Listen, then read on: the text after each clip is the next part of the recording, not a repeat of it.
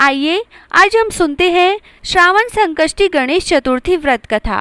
संकष्टी गणेश चतुर्थी व्रत प्रत्येक मास के कृष्ण पक्ष की चतुर्थी को किया जाता है।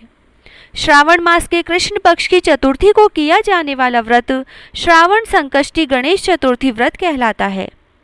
भविष्य पुराण में कहा गया है कि जब मन संकटों से घिरा महसूस करे तो गणेश चतुर्थी का व्रत करें। इससे कष्ट दूर होते हैं और धर्म, अर्थ, मोक्ष, विद्या, धन व आरोग्य की प्राप्ति होती है। ऋषिगण पूछते हैं कि हे स्कंद कुमार, दरिद्रता, शोक, कुष्ठ आदि से विकलांग, शत्रुओं से संतप्त, राज्य से निष्कासित राज, सदैव दुखित रहने वाले धनहीन, समस्त उपद्रवों से पीड़ित, विद्याहीन, संतानहीन, घर से निष्कासित लोगों, रोगियों एवं अपने कल्याण की कामना करने वाले लोगों को क्या उपाय करना चाहिए जिससे उनका कल्याण हो और उनके उपरोक्त कष्टों का निवारण हो? यदि आप कोई उपाय जानते हैं तो उसे बतलाइए। स्वामी कार्तिकेय जी ने कहा, हे ऋषियों, आपने जो प्रश्न किया है उसके निवारण के लिए मैं आप लोगों को एक शुभदायक फल बतलाता हूँ, उसे सुनिए। इस व्रत के करने से पृथ्वी के समस्त प्राणी सभी संकटों से मुक्त हो जाते हैं। यह व्रतराज महापुण्यकारी एवं मानवों को सभी कार्यों में सफलता दिलाने वाला है। विशेषतया यदि इस व्रत को महिलाएं करें तो उन्हें संतान एवं सौभाग्य की वृद्धि होती है। इस व्रत को धर्मराज युधिष्ठिर ने किया था। पूर्व काल में जब वे अपने भाइयों के साथ वन में चले गए थे तो उस वनवास काल में भगवान श्री कृष्ण ने यह व्रत उनसे कहा था। युधिष्ठिर ने भगवान कृष्ण से अपने कष्टों के लिए जो प्रश्न किया था उस कथा को आप श्रवण कीजिए। युधिष्ठिर पूछते हैं कि हे पुरुषोत्तम, ऐसा कौन सा उपाय है जिससे हम वर्तमान संकटों से मुक्त हो सके? हे गदाधर, आप सर्वज्ञ हैं, हम लोगों को आगे किसी प्रकार का कष्ट न भुगतना पड़े ऐसा उपाय बतलाइए। स्कंद कुमार जी कहते हैं, जब धैर्यवान युधिष्ठिर विनम्र भाव से हाथ जोड़कर बारंबार अपने कष्टों के निवारण का उपाय पूछने लगे तो भगवान श्री कृष्ण ने कहा कि हे राजन, संपूर्ण कामनाओं को पूर्ण करने वाला एक बहुत बड़ा गुप्त व्रत है।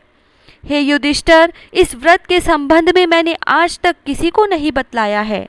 हे राजन, प्राचीन काल में सतयुग की बात है कि पर्वतराज हिमाचल की सुंदर कन्या पार्वती ने शंकर जी को पति रूप में प्राप्त करने के लिए गहन वन में जाकर कठोर तपस्या की, परंतु भगवान शिव प्रसन्न होकर प्रकट नहीं हुए।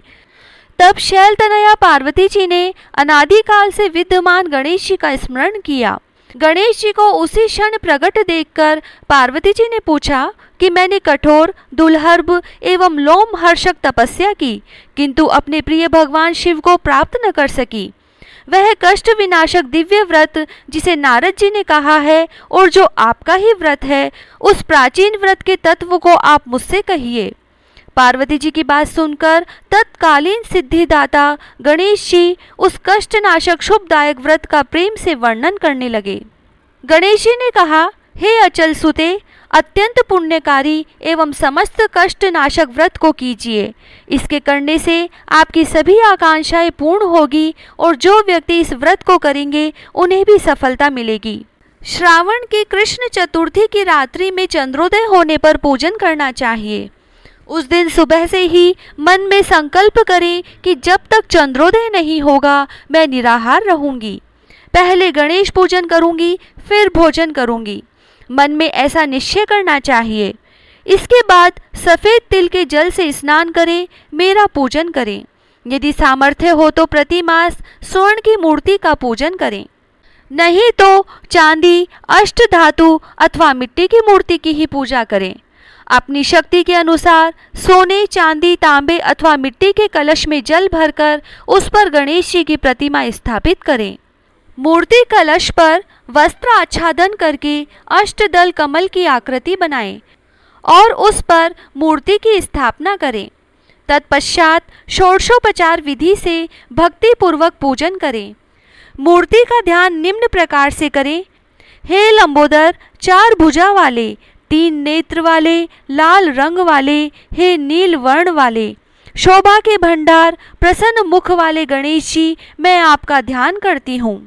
हे गजानन, मैं आपका आवाहन करती हूँ। हे विघ्नराज, आपको प्रणाम करती हूँ। यह आसन है। हे लंबोदर, यह आपके लिए पाद्य है। हे शंकर सुवन, यह आपके लिए अर्घ्य है। हे उमापुत्र, यह आपके स्नानार्थ जल है।